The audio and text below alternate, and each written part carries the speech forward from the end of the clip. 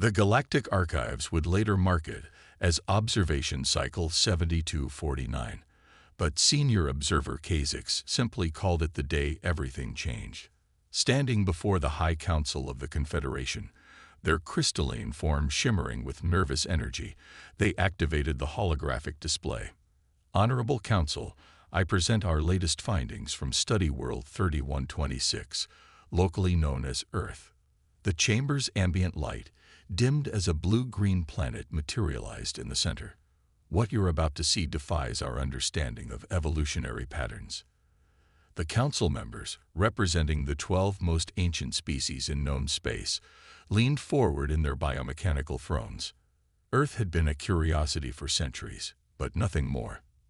Until now. This footage was captured during what the natives call World War II. Kazix's voice trembled slightly.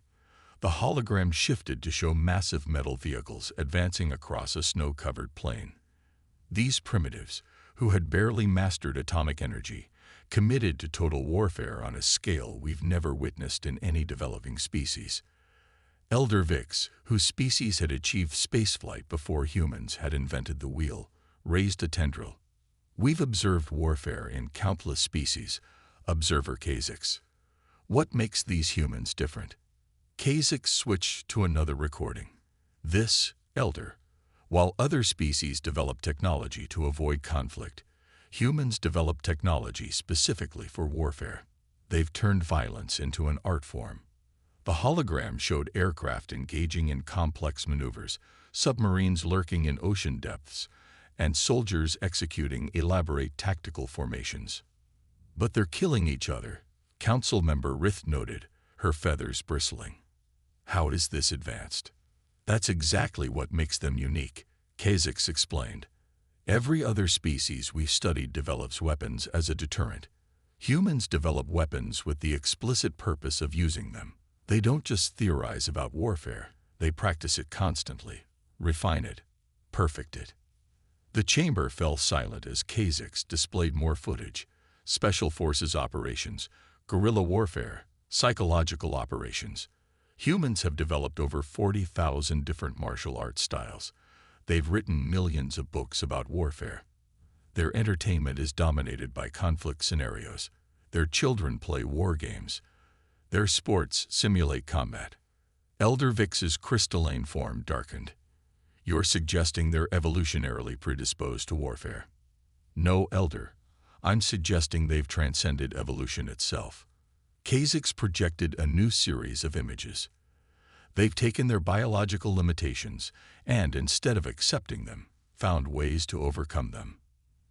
They can't fly, so they built fighters.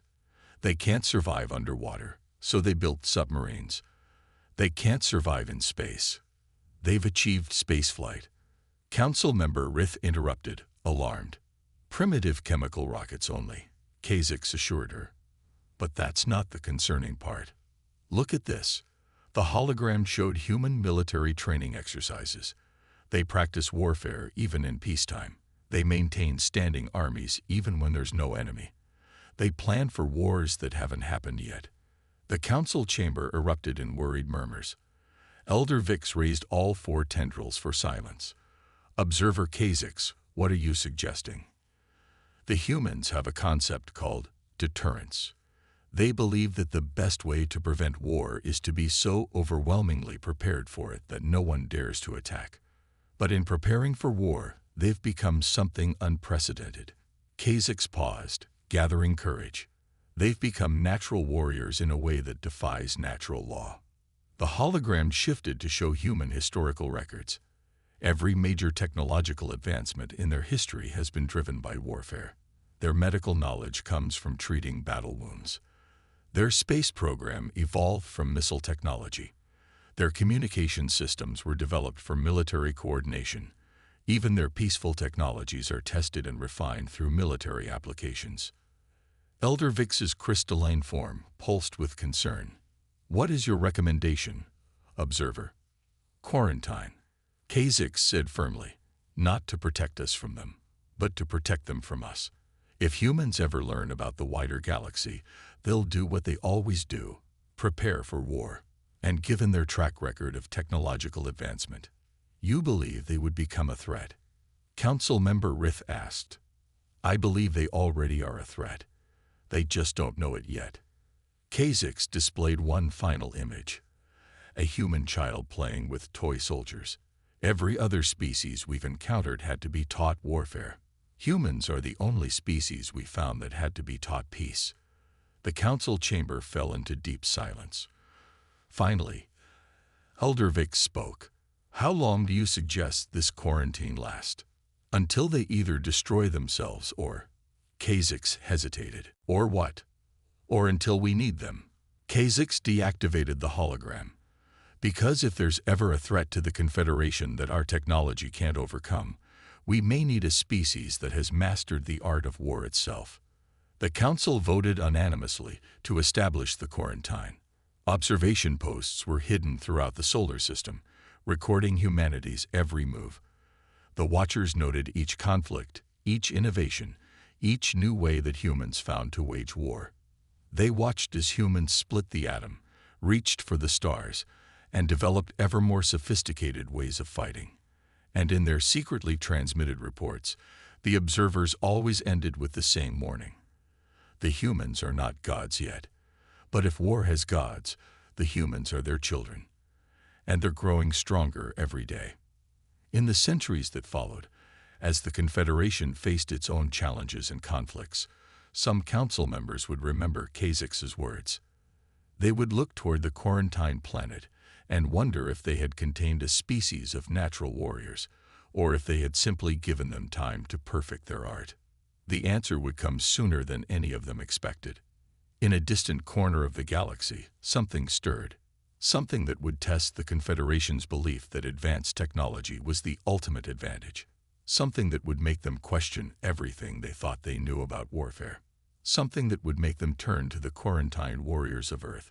The Silent Watchers continued their vigil, recording humanity's relentless preparation for a war they didn't know was coming. And in their private thoughts, many of them had already started thinking of humans not as primitives, but as something else entirely. They had started thinking of them as the gods of war they would soon become. First Contact Specialist Nara watched the holographic display with growing horror as another Confederation world went dark. The Harvesters had taken Centauri Prime in less than 6 hours, a heavily defended core world reduced to silence in less time than it took to conduct a standard diplomatic meeting. Play it again, Fleet Commander Vex ordered, his crystalline form clouded with stress fractures. The command center's crew winced collectively, but complied. The recording showed the same devastating sequence. The Harvesters' cube-shaped vessels emerging from quantum space, their perfect geometric forms belying their lethal purpose. The Confederation's defensive fleet opening fire with their most advanced weapons, quantum disruptors, dark matter projectors, gravitational lenses, only to watch their attacks absorbed or deflected by the Harvesters' adaptive shields. Then came the part that haunted Naira's dreams. The Harvesters didn't just destroy their opponents. They adapted and improved with each encounter. By the third wave, they were using modified versions of the Confederation's own weapons against them. 17 worlds in 30 days, Vex announced to the Silent Room. Our most advanced defensive systems, bypassed. Our strongest allies, fallen. Our greatest weapons, turned against us. He paused, his crystalline surface cracking further with each word. The Council requires options. Commander, a tactical officer spoke up. The Arxian defense grid held them back for almost 12 hours before they adapted and used it to destroy 3 neighboring systems. Vex cut in. Next. Naira found herself speaking before she could stop herself. What about the quarantine world? The command center fell silent. Even mentioning Earth in a military context was practically taboo. Vex turned slowly to face her, his crystalline form showing dangerous stress patterns. First Contact Specialist Naira. He said carefully, "Are you suggesting we violate our oldest standing quarantine to ask primitives for help against an enemy that our most advanced civilizations couldn't stop?" "Yes, Commander." Naira stood her ground. "Because we're not losing a technology war. We're losing a war. And there's only one species we know that has made warfare into an art form. Vex's surface cleared slightly, a sign of interest among his kind. Explain. Naira activated her own holographic display, showing footage from Earth's observation archives. The harvesters adapt to our technology because we fight logically. We develop a weapon, deploy it mathematically, and react to countermeasures systematically. But humans, she played clips from various Earth conflicts. Humans are anything but logical in warfare. The command center watched as human forces employed seemingly chaotic tactics, guerrilla strikes, feigned retreats, deliberate sacrifices to achieve strategic advantages. They don't just develop weapons, Naira continued. They develop ways of fighting that defy prediction. The harvesters can adapt to our technology because it follows logical patterns. But how do you adapt to this? She showed footage of human special forces using primitive projectile weapons to defeat more advanced security systems, human hackers bypassing supposedly impenetrable defenses, human strategists using deception and psychological warfare to victory. The harvesters are perfect logical engines of war, Naira concluded. But humans? Humans are gloriously, terrifyingly illogical. They don't just accept limitations, they find ways around them. They don't just use weapons, they reimagine how weapons can be used. They don't just fight wars, they rewrite the rules of warfare itself. Commander Vex studied the footage in silence. Even if what you say is true, he finally spoke, they're centuries behind us technologically. What could they possibly teach us about fighting an enemy this advanced? With respect, Commander, Naira brought up more footage. Humans have been fighting and winning against technologically superior forces throughout their entire history. They call it asymmetric warfare. And they're very, very good at it. The command center's attention was drawn to a new alert. Another Confederation world had gone dark. The Council would never approve contact, Vex said, but his tone had shifted. The Council might not have a choice, Naira pressed. The harvesters are 3 systems away from Earth. When they discover it, they'll either destroy humanity or worse, adapt their warrior nature into their own paradigm. We need to reach them first. Commander Vex's crystalline form stabilized, a sign of decision among his kind. Specialist Naira, you've studied human first contact protocols. How do you suggest we approach them? Carefully, Naira activated a new simulation. Very carefully. Because if we do this wrong, we might just give the universe's most accomplished warriors a reason to fight us instead of help us. The command center burst into activity as plans were drawn up. But Naira's attention was drawn to the footage still playing on her screen. Human soldiers training. Always training. Preparing for wars that hadn't even happened yet. The quarantine was supposed to protect them from us, she murmured to herself. But maybe it was really preparing them to protect us from something worse. As the Confederation's fastest ships were prepared for the journey to Earth, Naira wondered what the humans would make of their arrival. Would they respond with the violence their observers had so meticulously documented, or would they surprise the Confederation yet again? The answer would come soon enough. The harvesters were approaching from one direction, while the Confederation's diplomatic fleet would approach from another. Earth would soon find itself at the center of the greatest war the galaxy had ever seen. And perhaps, just perhaps, that was exactly where Earth needed to be. General Sarah Chen stood at the United Nations podium, her weathered face illuminated by the holographic display, showing the Confederation's desperate plea for help.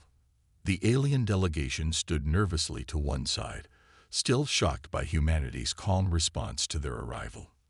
Let me get this straight, she addressed First Contact Specialist Naira. You've been watching us for centuries, designated us too dangerous to contact, and now you're here because an enemy that defeated your advanced civilizations is approaching our solar system. That is correct, Naira replied, trying to read the human's expression. Their facial movements were still puzzling to her. To everyone's surprise, General Chen smiled. Finally, permission to speak freely to the assembled delegates.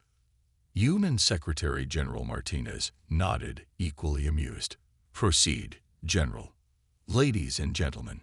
Chen activated her own holographic display.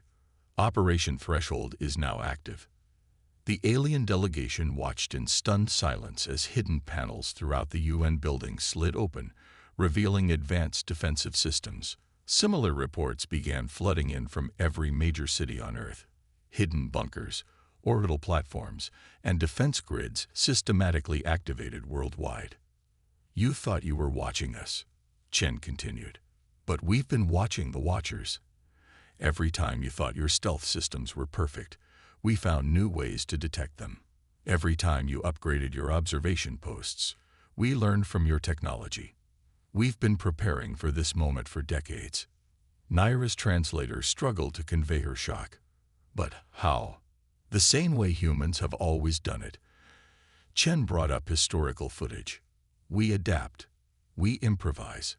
We overcome. Your observation posts leaked quantum signatures. Minuscule, but detectable if you know where to look. Your stealth systems had patterns, subtle, but recognizable if you study them long enough. And we humans, we never stop studying potential threats. The General's display showed Earth's hidden military preparations, underground cities designed to survive orbital bombardment, weapons systems reverse-engineered from observed alien technology, training programs specifically designed for extraterrestrial combat. You called us gods of war. Chen smiled again. But we're not gods. We're students, eternal students of warfare. And now, it's time for us to become teachers. Within hours, the first joint training sessions began. Human military instructors found themselves teaching the most advanced species in the galaxy concepts they had never considered. In orbital facilities, human special forces operators demonstrated guerrilla tactics to bewildered alien commanders. Your ships are more advanced, a grizzled sergeant explained, but you fight like everyone can see you. Sometimes the best technology is no technology. Sometimes victory comes from being where the enemy doesn't expect you to be. In underground bunkers, human strategists introduced the concept of psychological warfare. The harvesters adapt to physical attacks. A tactical advisor explained to shocked alien officers. But have they adapted to fear, to uncertainty, to chaos? You've been fighting a purely technical war. We need to make it personal. But it was in the command centers that the greatest lessons were taught. General Chen stood before a mixed group of human and alien commanders, pointing to battle simulations. You've been treating war like a science, she explained. That's your first mistake. War is an art. Science follows rules. Art breaks them. Science seeks perfection. Art finds beauty in imperfection. Science is about certainty. Art is about possibility. She showed footage of historical human battles. Look at the Battle of Thermopylae, the Apache resistance, the Vietnamese tunnel networks. History's greatest victories often came from forces that were technologically inferior, but tactically superior. The alien commanders watched, fascinated, as humans demonstrated concepts they had never considered. Feinted retreats that turned into ambushes. Deliberate equipment sacrifices that revealed enemy positions. Communications protocols that turned the enemy's intercepted intelligence against them. The harvesters are perfect logical engines of war, Chen concluded. That's their weakness. They expect perfection. They adapt to patterns. So we'll show them chaos. They analyze data. We'll give them disinformation. They expect logic. We'll give them madness. As the training continued, the alien observers noted something extraordinary. Their forces weren't just learning human tactics. They were beginning to think differently about warfare itself. The rigid technical approach that had failed against the harvesters was being replaced by something more fluid, more adaptable, more human. Naira found General Chen in her office late one night, studying harvester battle footage. "You knew we were coming," she said. It wasn't a question. Chen nodded. "We've had first contact protocols for centuries. But we also had first conflict protocols. Humans don't just prepare for the wars we know about. We prepare for the wars we can imagine. And trust me, we can imagine quite a lot. And now? Naira asked. Chen's expression turned serious. Now we do what humans do best. We take everything we know about warfare, everything we've learned about our enemy, and everything we can imagine about victory, and we rewrite the rules of engagement. The general stood, looking out at the Earth's defense grid gleaming in the night sky. The harvesters think they're invincible because they've never lost.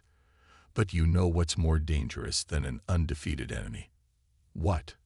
Naira asked. An enemy that has learned from defeat, an enemy that has tasted failure and grown stronger from it, an enemy that doesn't fear loss because they know it's just another path to victory.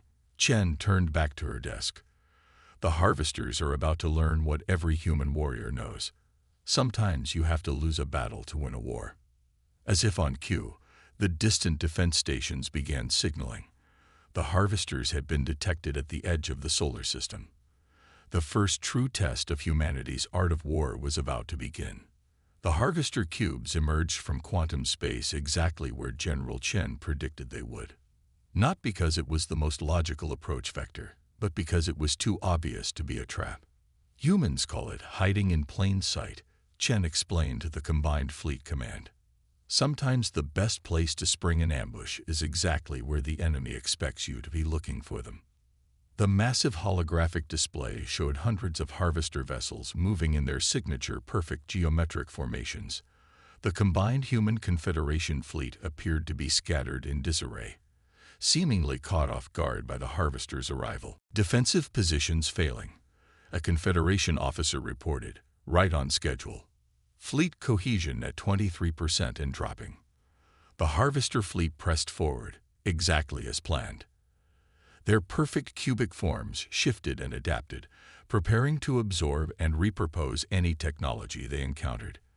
They had seen this scenario countless times, a defending force crumbling under their assault, ready to be harvested and added to their collective knowledge. They never saw the real attack coming. Execute Operation Trojan Horse, Chen commanded. Across the solar system, supposedly disabled Confederation ships suddenly powered up. But they weren't running standard Confederation systems anymore.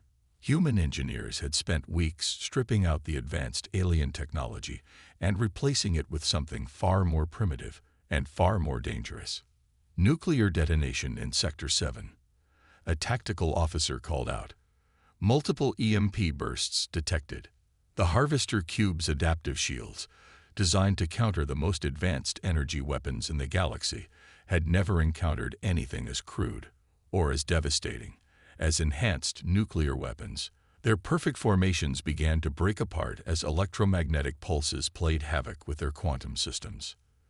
They're adapting, Naira warned, watching the harvesters' ships begin to generate EMP-resistant fields. Of course they are, Chen smiled. That's why this is just Phase 1. Throughout the battle zone, seemingly destroyed human vessels activated their engines. They weren't equipped with advanced weapons. They were loaded with something far simpler. Kinetic penetrators. Massive rods of depleted uranium, accelerated to relativistic speeds. Primitive, a Confederation commander observed, but effective. The harvesters' shields, reconfigured to resist electromagnetic attacks, weren't prepared for the sheer physical impact of projectiles moving at significant fractions of light speed. Cubic perfection shattered under laws of physics that no amount of technological adaptation could overcome. They're responding, Naira reported. New shield configurations detecting. Excellent. Chen activated her next command sequence. Begin Electronic Warfare Package Alpha. Across the battlefield, human-designed computer viruses began infiltrating the harvesters' networks. Not elegant Confederation code designed to defeat cyber defenses, but crude, aggressive programs designed to do one thing: create chaos. You can't stop them from adapting, Chen had explained during the planning sessions. So don't try. Give them too many things to adapt to. Overwhelm their ability to analyze and respond. The harvester fleet's perfect formations dissolved into chaos as their ships received conflicting commands, false sensor data, and manipulated targeting solutions. Some vessels began firing on their own allies, unable to distinguish friend from foe through the electronic noise. Phase 3, Chen ordered. Release the wolves. Small, stealthy craft emerged from hiding places throughout the solar system. Human special operations teams, equipped with hybrid human Confederation technology, began boarding operations on the confused harvester vessels. Close combat. A Confederation officer had asked during training. Against machines. Machines that think like machines, a human operator had replied. Which means they don't understand human irrationality. They don't expect an enemy to sacrifice tactical advantage for strategic victory. They don't comprehend calculated recklessness. The boarding teams proved the point, fighting their way through harvester vessels with a combination of advanced technology and primitive brutality that the machines simply couldn't adapt to fast enough. Enemy fleet cohesion at 47% and falling, Tactical reported. They're beginning to retreat. Not retreat, Chen corrected. Regroup. They'll be back, and they'll be adapted to everything we just used. She turned to the Combined Fleet Command, which is exactly why none of these tactics will be used in the next battle. But they were effective, a Confederation commander protested. They were effective once, Chen explained. The art of war isn't about finding one perfect tactic. It's about having an infinite array of imperfect tactics and knowing when to use each one. As the remnants of the harvester fleet withdrew into quantum space, Shan activated the final phase of her battle plan. Throughout the solar system, automated factories began producing new weapons, new tactics were being developed, and new strategies were being formulated. The harvesters adapt to what they observe, she told her combined staff. So we'll give them something new to adapt to every time we meet. They want to play a game of perfect information. We'll give them so much information they can't process it all. Naira watched the tactical display as cleanup operations began. This was never about winning a decisive victory, was it? No, Chen confirmed. This was about teaching them fear, about showing them that their perfect adaptation has a fatal flaw.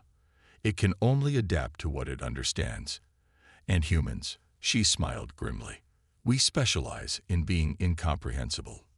The first major battle against the harvesters was over, but the war was just beginning, and humanity was about to show the galaxy why they had been quarantined for so long. 6 months into the war, the Harvester High Command received something they had never encountered before, a message. Not a transmission of tactical data or strategic information, but a simple video recording of General Chen sitting at her desk. We know you're watching, she said to the camera. You analyze every battle.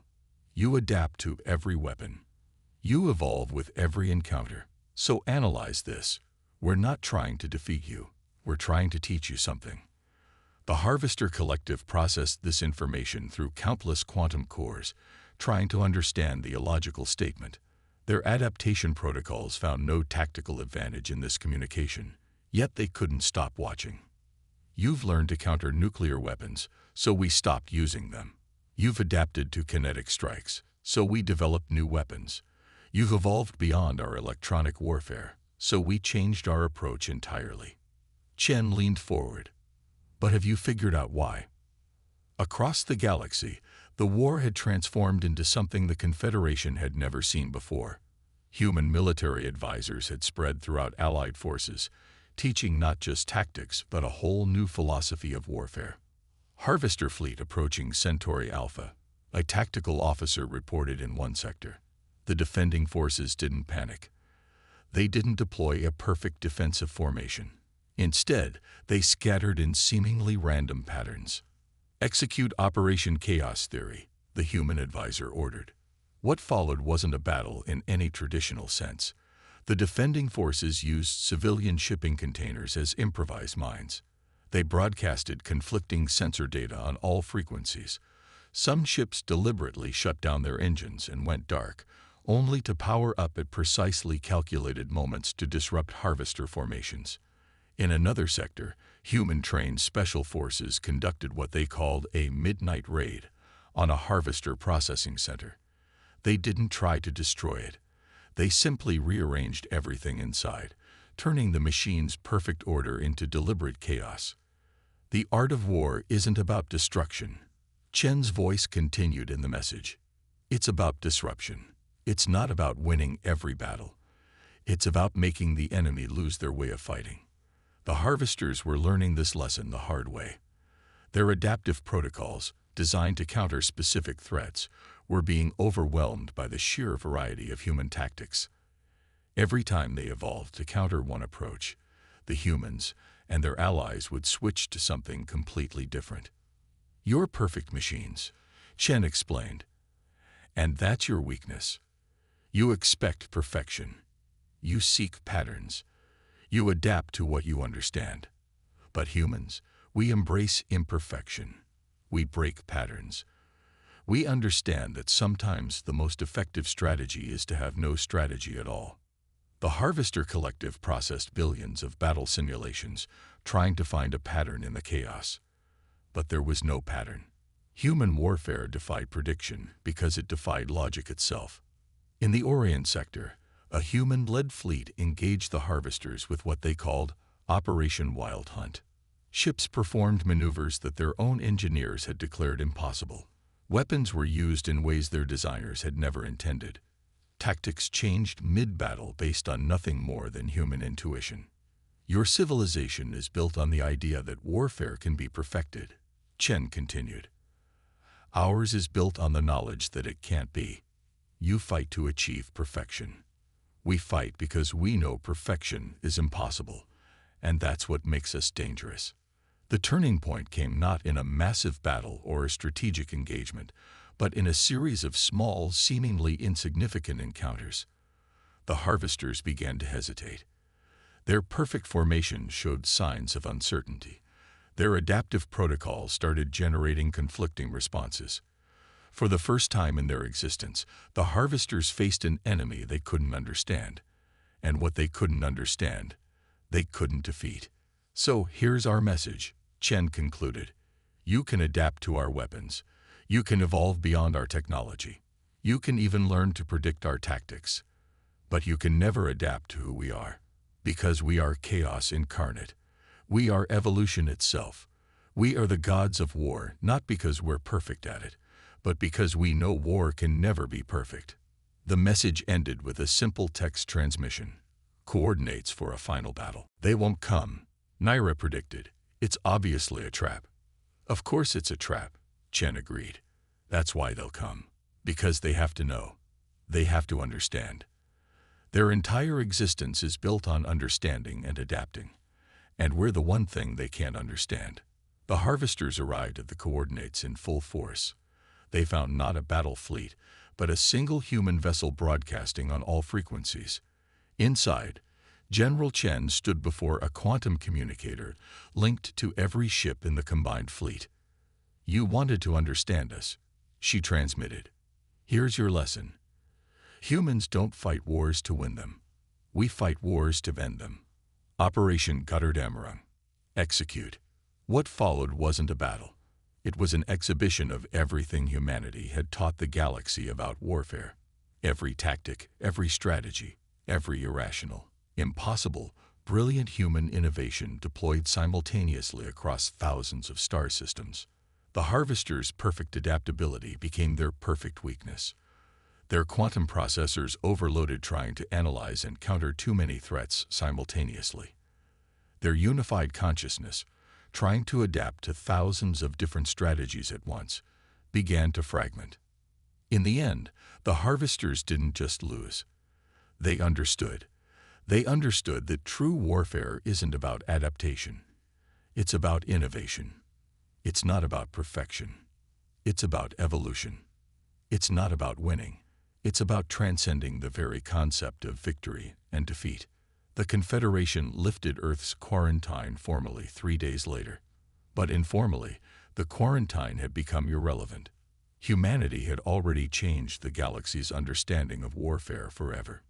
In the galactic archives, a new entry was added. Humans are not gods of war.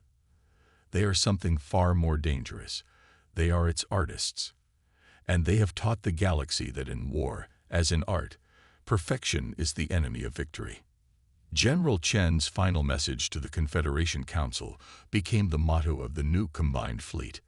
The universe is chaos. Humans just figured it out first. The end. No, just the beginning of humanity's next lesson for the galaxy. Because if there's one thing humans know better than war, it's that there's always something new to learn about it.